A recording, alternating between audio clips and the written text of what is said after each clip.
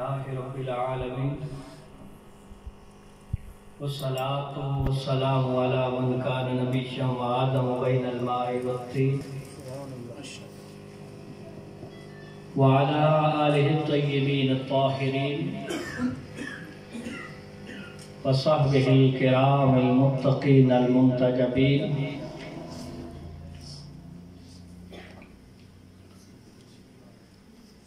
أما بعد فأعوذ بالله من الشيطان الرجيم. بسم الله الرحمن الرحيم. سبحان الله. قل بفضل الله وبرحمته فبذلك فليفرحوا. آمنت بالله صدق الله العظيم.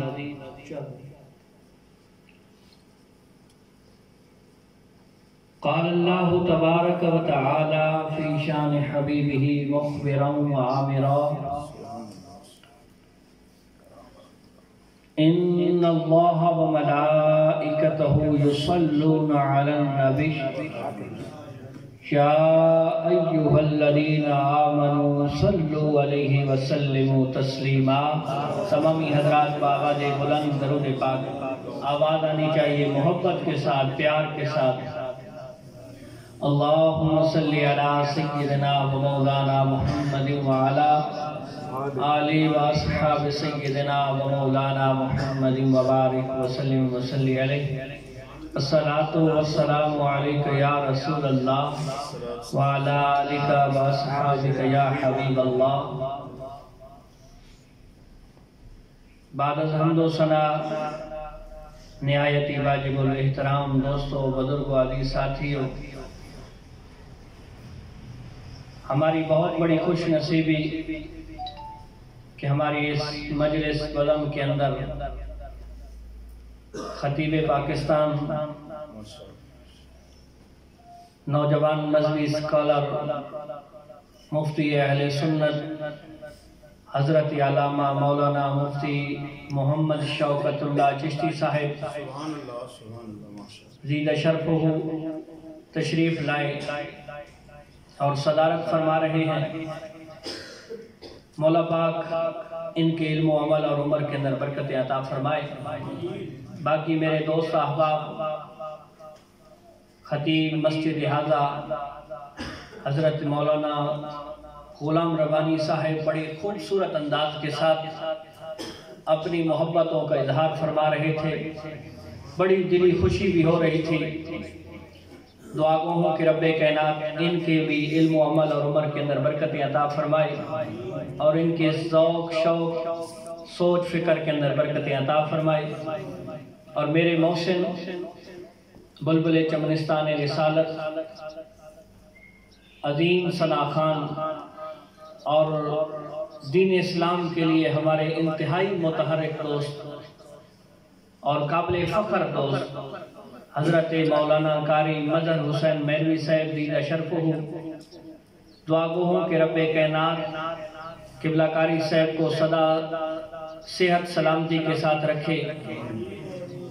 مختصر وقت ہے، قبلہ تشریف فرما ہے، بڑے عظیم جلوس سے قبلہ نے خطاب فرمانا ہے. بس اپنی حاضری لگوانا مقصود ہے. جو آیات کریمہ پڑھی ہے مختصر سی اس کی تشریح اور اس کے بعد اجازت. رب کائنات نے اپنی لا ریب کتاب کے اندر ارشاد فرمایا، قل بفضل اللہ وبرحمتہ فبذلک فلیفرحوا. اے حبیب آپ فرما دیجئے کہ اگر تمہیں اللہ کا فضل ملے یا رحمت ملے فَلْيَفْرَحُوا، پس تم خوشی مناؤ. اس میں کسی کو کوئی شک نہیں ہے کہ اللہ کا فضل، اللہ کی رحمت یہ محمد مصطفیٰ علیہ تحیت و ثنا ہے. ذرا زور سے سبحان اللہ کہیے.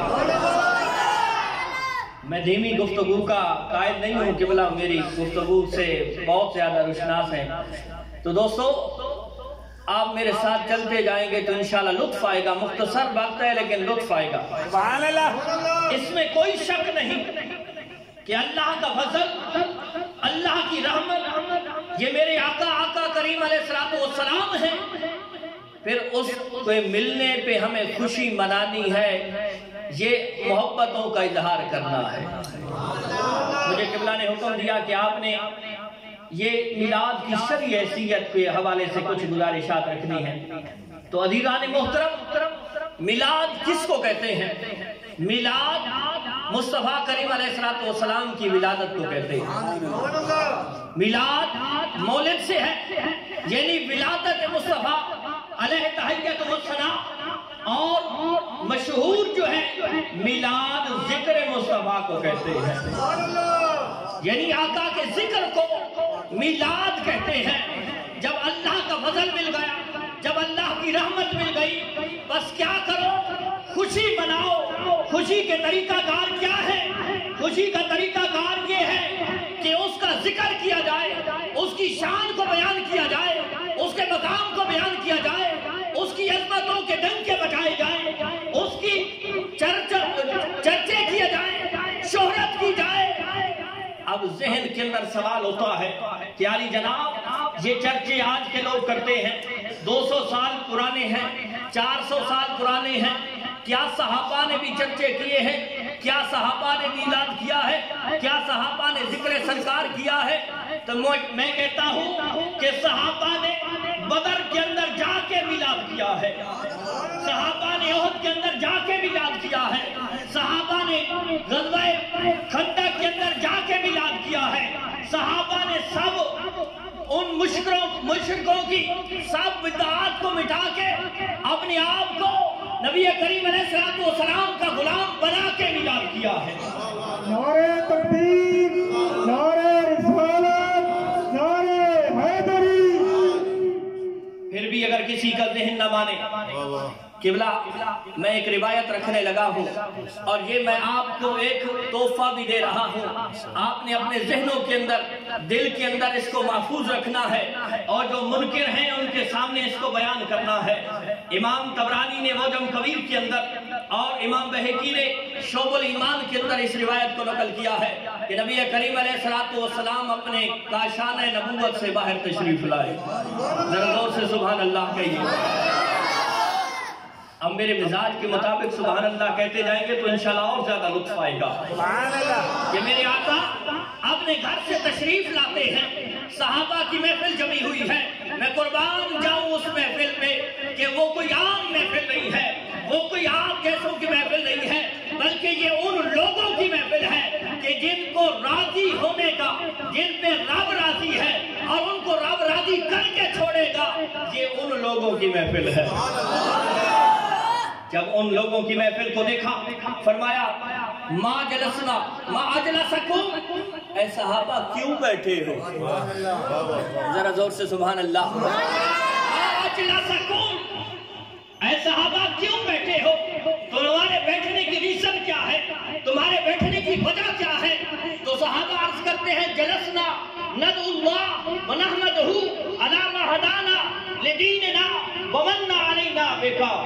اے آمنہ کے لال، ہم اللہ کی عبادت کر رہے ہیں، اللہ کی حمد و ثنا کر رہے ہیں کہ اس نے ہمیں خوبصورت دین دیا ہے اور خوبصورت محبوب دیا ہے۔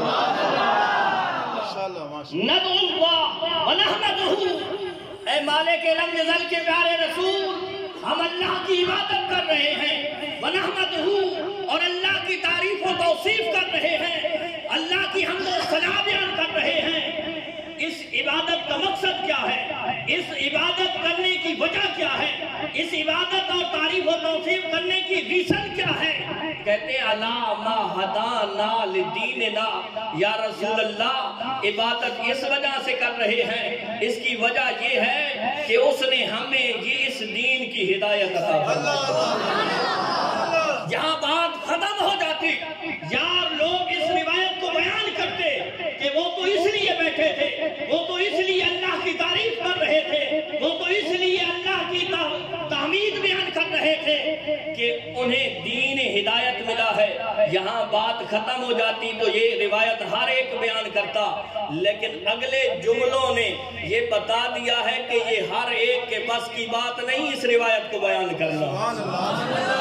اگلا جملہ، یا رسول اللہ ایک وجہ تو یہ ہے ہمیں دین ہدایت ملا ہے، یہ دین فطرت ملا ہے، یہ دین اسلام ملا ہے، وَمَنَّ عَلَيْنَا دیکھا، اور دوسری وجہ یہ ہے کہ رب تعالیٰ نے آپ کو بھیج کے ہم پہ احسان کیا ہے۔ نعرہ تکبیر، نعرہ رسالت، نعرہ حیدری۔ میلاد کس کو کہتے ہیں؟ یہی تو میلاد ہے کہ یا رسول اللہ آپ کو بھیج کے ہمارے رب نے ہم پہ احسان کیا ہے، اسی احسان کے شکر کے لیے ہم تحمید بھی کر رہے ہیں، ہم حمد و ثنا بھی کر رہے ہیں، ہم رب کی تعریف بھی کر رہے ہیں اور رب کی عبادت بھی کر رہے ہیں۔ پھر اگر یہ ناجائز ہوتا، یہ چیز غلط ہوتی تو آمنہ کے لال تو آئے بھی ناجائز چیزوں کو ختم کرنے کے لیے ہیں۔ آمنہ کے لال فرماتے نا بھائی نا ایسا نہ کرو، بلکہ آمنہ کے لال فرماتے ہیں اگر ایسی بات ہے، حالانکہ کون لوگ ہیں؟ وہ لوگ ہیں کہ جن کے سچا ہونے کا قرآن گواہ ہے، وہ بیان کرنے والے، وہ تحمید بیان کرنے والے، وہ میلاد بیان کرنے والے، وہ رب کا شکر ادا کرنے والے کوئی عام نہیں ہے، وہ لوگ ہیں کہ جن کے ایمان کو ہمارے لیے نمونہ اور معیار قرار دیا گیا ہے۔ تو مصطفیٰ کریم علیہ السلام نے فرماتے ہیں اتمام حجت کے لیے، فرمایا کیا تم اس چیز پہ قسم اٹھاتے ہو؟ کیا اس چیز پہ قسم اٹھاتے ہو کہ اس جگہ پہ اور یہ حمد و ثنا کرنے کی وجہ یہی ہے؟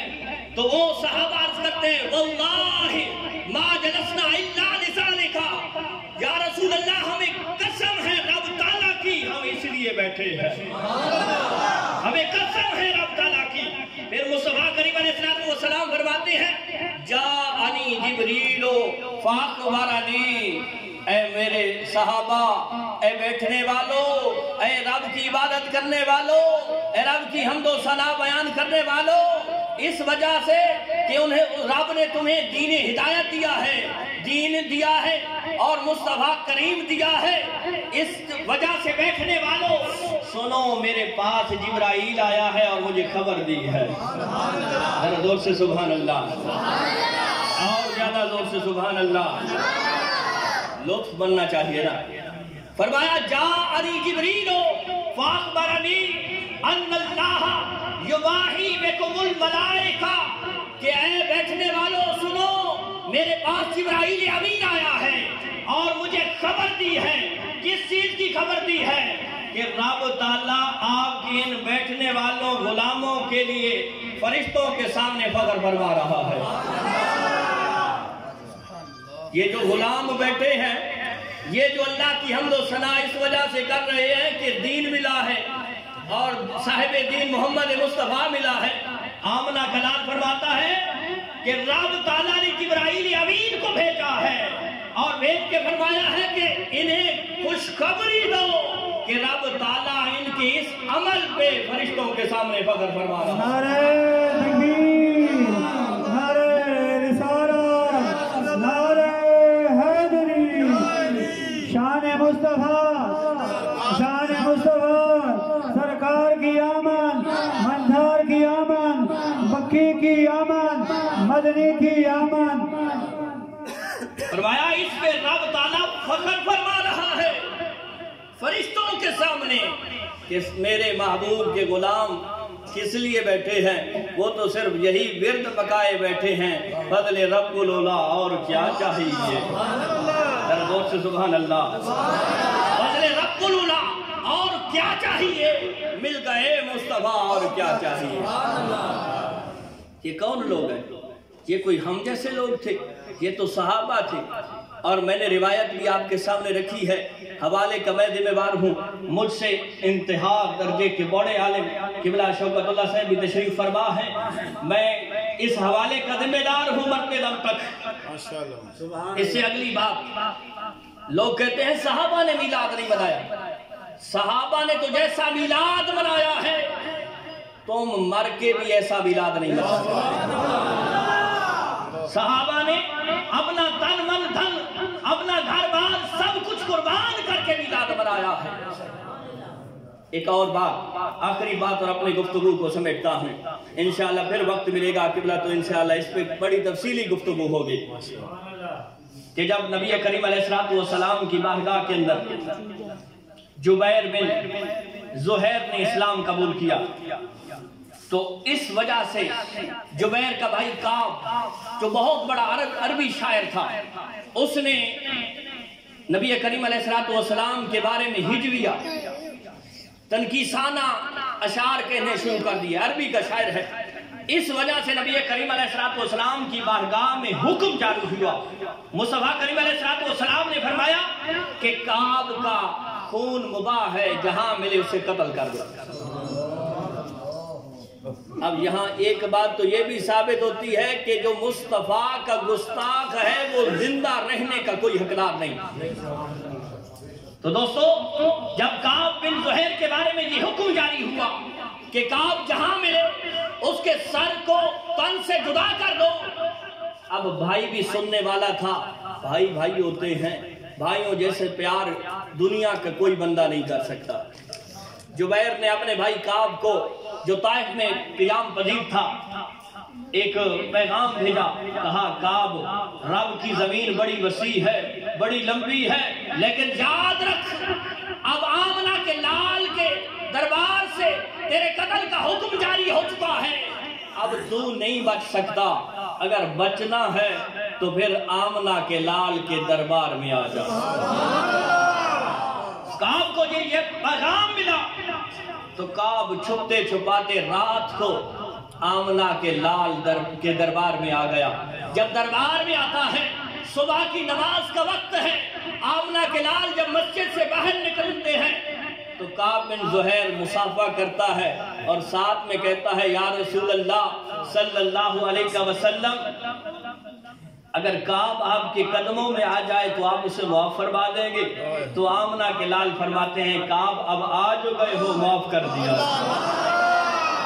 کعب اب آ جو گئے ہو معاف کر دیا ہے, جاؤ تمہیں معاف کیا ہے. اب کعب جس نے پہلی زندگی نبی کریم علیہ السلام کے بارے میں ہجویہ تنقیسانہ اشعار کہتے ہوئے گزری تھی, عرض کرتا ہے آمنہ کے لال اتنا احسان کیا ہے, پھر ایک چھوٹی سی گزارش اور بھی ہے. فرمایا کعب اور کیا چاہتے ہو؟ آمنہ کے لال آپ تشریف رکھیں, میں کچھ جملے آپ کی شان میں عرض کرتا ہوں. نعرہ تکبیر, نعرہ رسالت, شان مصطفیٰ, سرکار کی آمن, منتھار کی آمن. تو پھر آمنہ کے لال تشریف فرما ہوتے ہیں. کعب بن زہیر ایک شعر نہیں کہتا, 2 نہیں کہتا, 5 نہیں کہتا, 10 نہیں کہتا, 20 نہیں کہتا, 40 نہیں کہتا, 58 شعر آمنہ کی لال کے شان کے اندر بیان کر دیتا ہے. آمنہ کے لال کے سامنے 58 شعر کعب بن زہیر اپنا قصیدہ بیان کرتا ہے. فی البدیہی, پھر آمنہ کے لال روایت پڑھیے, لطف آتا ہے. اور میں کہتا ہوں کہ لطف اسی کو آتا ہے کہ جس کے دل کے اندر محبت رسول ہو. جب بھی وہ ایسی روایات کو پڑھتا ہے اس کے ایمان کے اندر ایک لذت, ایک کیفیت, ایک سرور پیدا ہوتا ہے. روایت کے لفظ ہیں جب کعب بن زہیر قصیدہ عرض کر رہا تھا آمنہ کے لال جھوم رہے تھے. ارے اسی کو میلاد کہتے ہیں, اسی کو تو میلاد کہتے ہیں نا, سرکار کا ذکر کیا جائے. یہ جو انداز ہے یہ تو ہمارے علاقے کا ہے. چلو میں اپنی بات کو کمپلیٹ کرتا ہوں کہ حضرت کعب بن زہیر 58 شعر اسی جگہ پہ بیٹھ کے فی البدی آمنہ کے لال کے سامنے اپنا قصیدہ, اپنا کلام پیش کرتے ہیں. اور ایک تو قصیدہ بردہ قبلہ امام بصیری کا ہے, لیکن روایت پڑھیے اس کو بھی قصیدہ بردہ کہا جاتا ہے کہ آمنہ کے لال خوش ہو کے اپنی چادر عنایت فرماتے ہیں. آمنہ کے لال خود خوش ہو کے اپنی چادر عنایت فرماتے ہیں.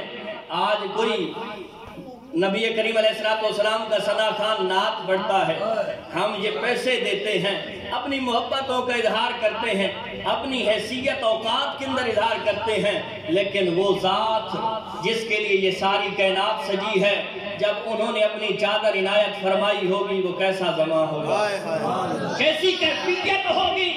اس قصیدے میں سے قبلہ صرف ایک ہی شعر اپنی گفتگو کو سمیٹنا چاہتا ہوں۔ وہ قصیدہ کیسا ہے؟ لوگ نور بشر کے چکر میں ہیں، آمنہ کے لال کے سامنے حضرت کعب بن زہیر جو اسلام قبول کر چکے ہیں، آمنہ کی لال کے شان کے اندر، مدح سرائی کے اندر، تعریف و توصیف کے اندر قصیدہ جو پڑھتے ہیں اس میں سے ایک شعر ان الرسول لنور یستضاء بہ، دردوں سے سبحان اللہ کہو۔ تکبیر، نعرہ رسالت، نعرہ حیدری۔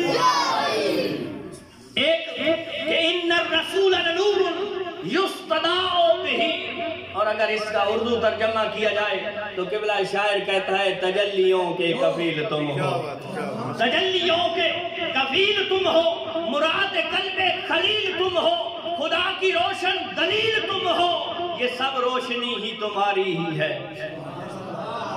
حضرت کعب بن زہیر کہتے ہیں ان الرسول لنور یستضاء بہ، بے شک یہ جو اللہ کا رسول نور ہے جس کے نور سے سارا زمانہ روشن ہے۔ یہ اللہ کا رسول نور ہے جس کے نور سے سارا زمانہ روشن ہے، سارا جہاں روشن ہے، ساری کائنات روشن ہے۔